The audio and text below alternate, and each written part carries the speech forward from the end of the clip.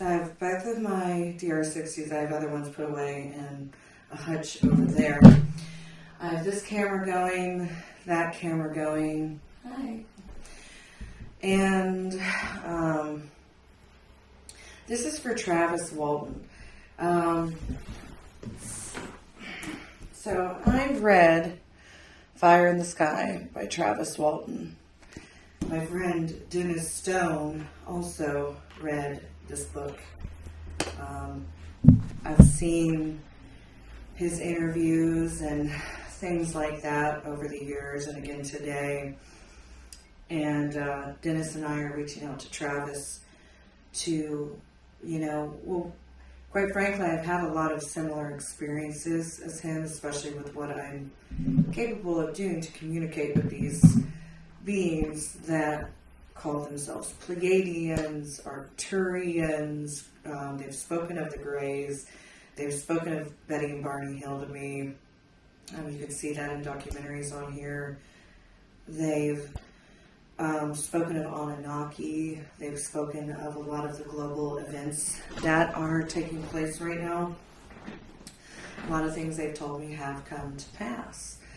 So I'm sitting in my office like I always do. Usually I just, looks like I froze. So this is why I use this or my big camera. I'm frozen on the screen right now.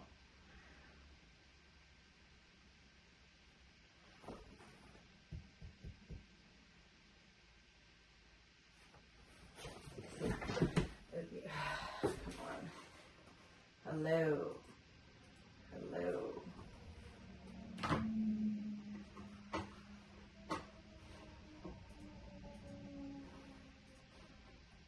Okay, it looks like I've got to start over. Gosh, I really need to get a better camera.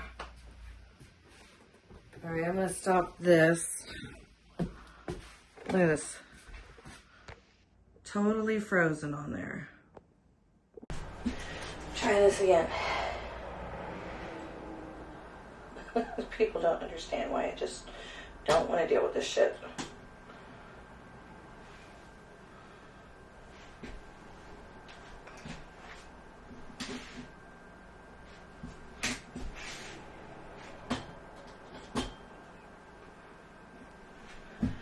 Okay, starting again.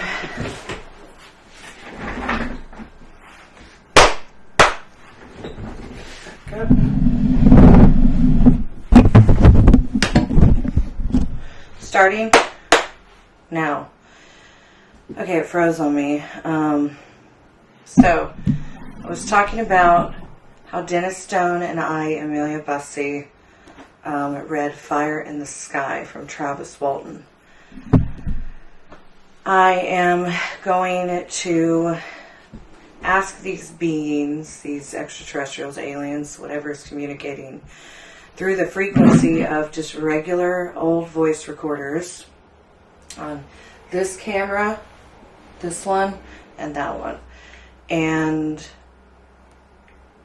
this is for Travis Walton. So I am going to stand up because this camera likes to freeze a lot. So I'm going to stand up. You guys can see me on my camera on my computer. It's doing pretty good so far. Now when I play these back, I'm going to hold up this microphone to see what if I can just document it all on the computer. Okay.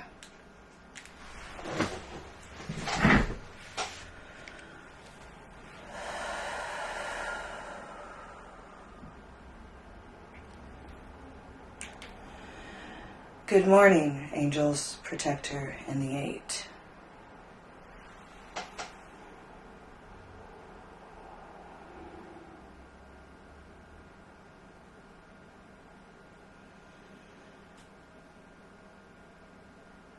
Okay, so today I'd like to ask some questions about Travis Walton.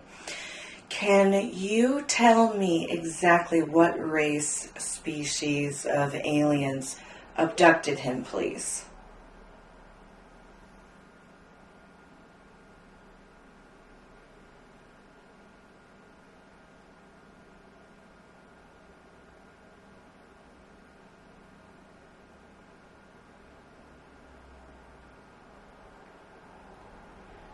Thank you. And what or why did they take him and save him, basically, and drop him back off?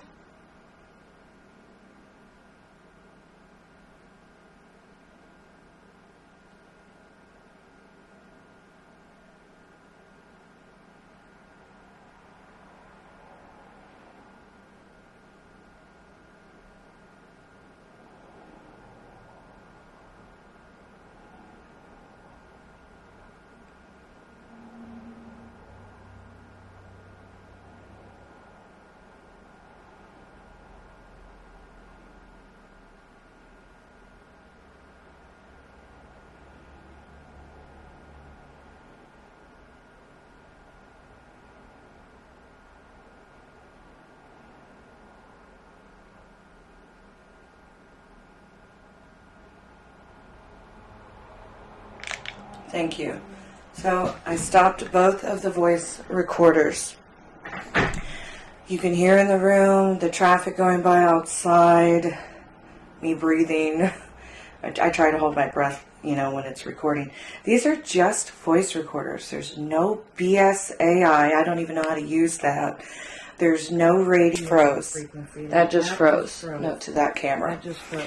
Note to that camera. It's just, it is what it is. They communicate through frequency and they hear everything all the time, amongst so much more. So I'm going to play this one back first because this one recorded the most. I'm turning it up all the way.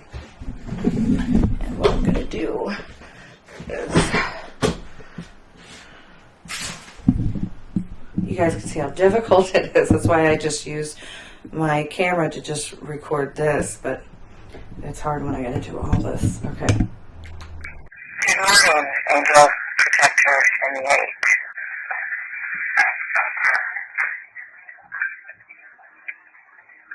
Okay, so today I'd like to ask some questions about Travis Walton. Can you tell me exactly what race, species of aliens abducted him, please?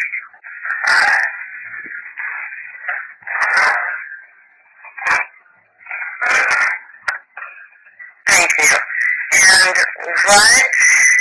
why did they take him and save him, basically, and drop him back off?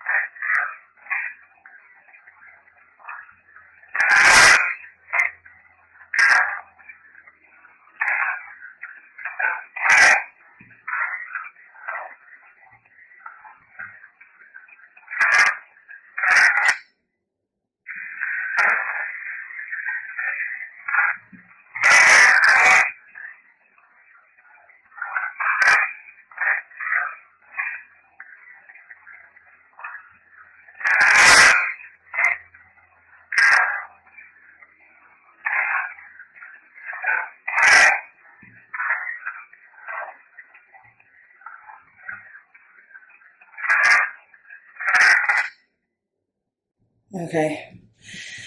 There's a lot of information there. And this is the second one. I'm turning it all the way up. Good morning, Angel Protector 78. Okay, so today I'd like to ask some questions about Travis Walton. Can you tell me exactly what race, species of alien abducted him, please? Thank you. And what or why did they take him and save him, basically, and drop him back off?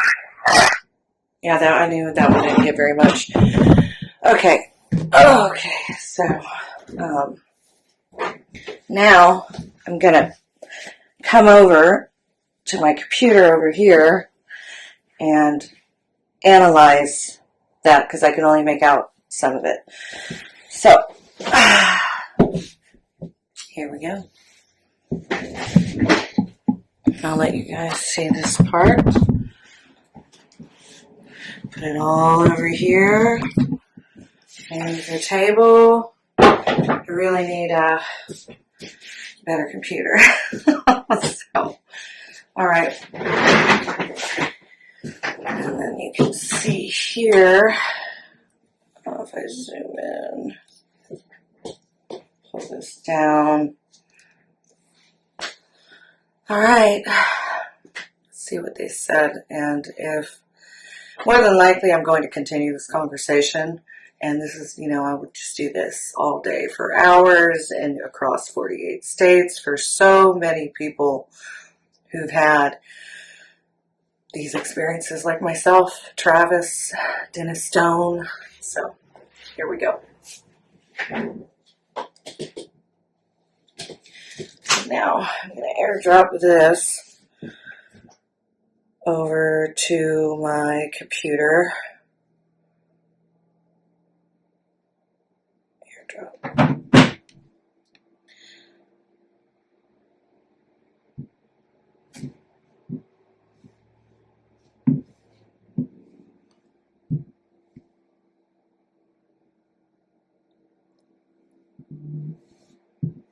Bear with me, folks. It's not picking up my computer yet. There we go. Okay, so it's going to airdrop, and then I'm going to get to work in EVP, Electronic Voice Phenomena, Forensic Audio Analysis, it's been called. So here we go. Okay, Travis, you think that period where you were out, you were discovered, you came back walking along a road near Heber, right near Heber, 5 nights after you were allegedly abducted. What do you recall about coming to? Well, I just woke up, still had some residual pain and, the grogginess, but there was a light above me. I was lying on the cold pavement, and I looked to see where the light was coming from. And just as I looked in that direction, it went off. So I don't know whether they had a light shining on me that was turned off or the door closed or something. But it was just for a brief instant that I saw it there hovering, and then it shot straight up into the sky, silently this time. Travis, would you the craft in the woods was making some very bizarre sound. Yeah, I've read that account, that it was a humming and then high-pitched, kind of on both ends of the spectrum, high and low, like a rumble. Yeah. How large was this craft? Not big, 20, 25 feet in diameter, maybe bigger. It was nothing to judge by. And there were 2 beings on there that had alien form, but there was another that was more human, as you describe it. Yeah, I think that perhaps my lack of cooperation, they got the idea to have something look more human-looking to, gain my confidence, because I wasn't about to cooperate with these, what I took to be monsters. And so I did cooperate with the human-looking being and others like him.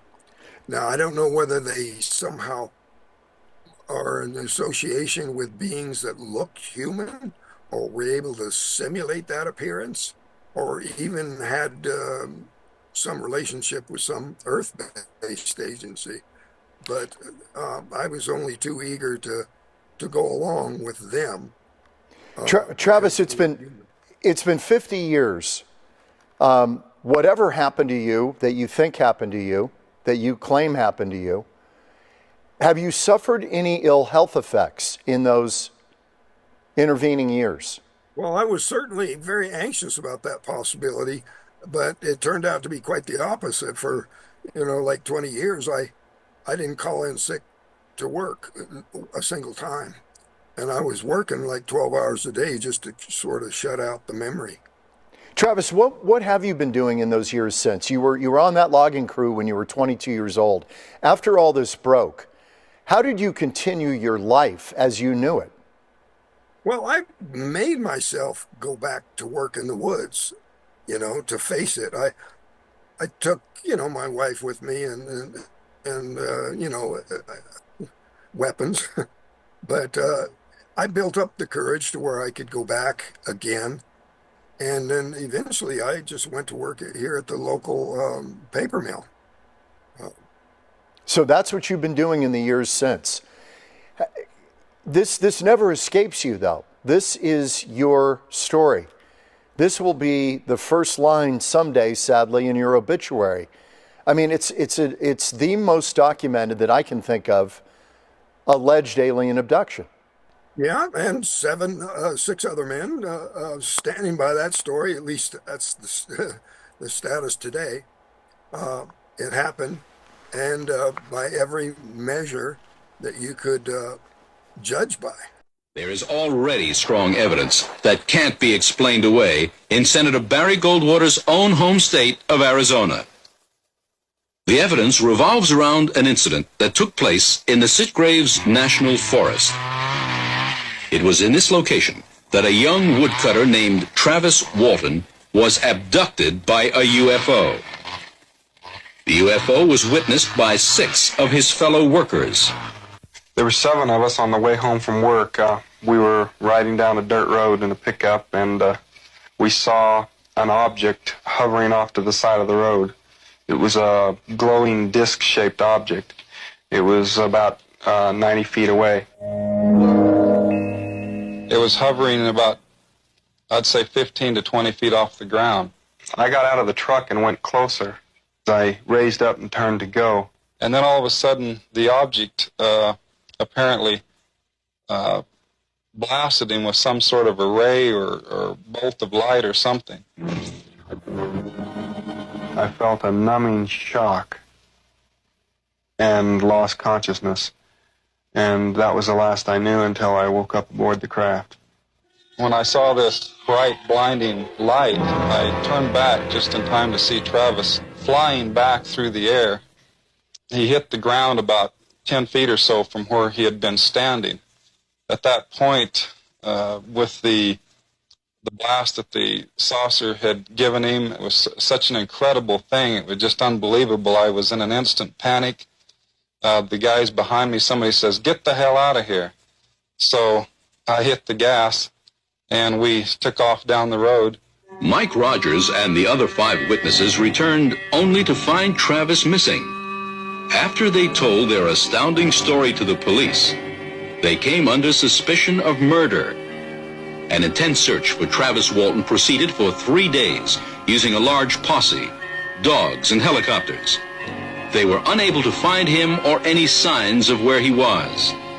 Finally, it was suggested that the 6 witnesses take a polygraph test to establish the truth or fallacy of their story. When I regained consciousness, I was laying on my back. I came to slowly. I was in a lot of pain in my head and chest area. At first, I thought I was in a hospital. But when I could finally see, I saw these beings standing over me, and I just became hysterical. They were about 5 feet tall. They had no hair, no eyelashes, eyebrows, very large heads, very large eyes. The rest of their features, nose, mouth, and ears were small. and they were very white looking.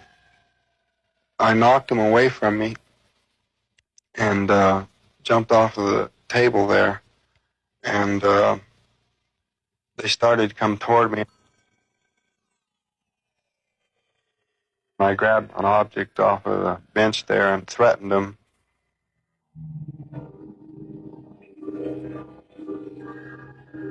They stopped and turned around and left the room. I was afraid they'd come back, so I left there looking for a way out. I went into another room where there was a chair.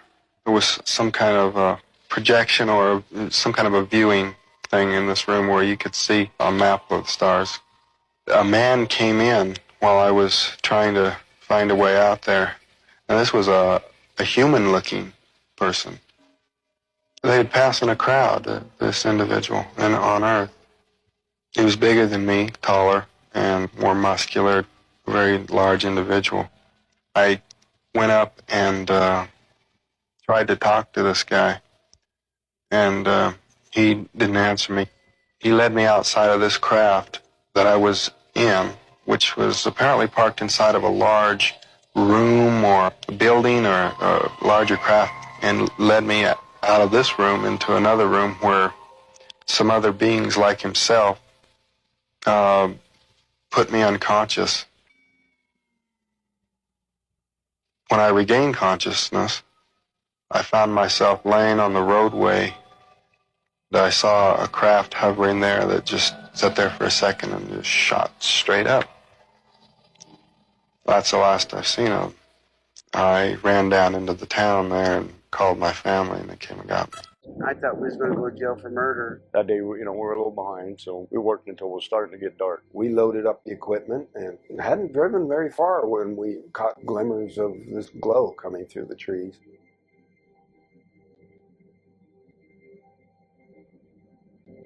I urged Mike to hurry up and get up there. Travis had the door open before we even stopped. As he got closer, I heard the sound. One of the guys said, "You feel that?" I really panicked then. And I told him, "Get the hell out of here."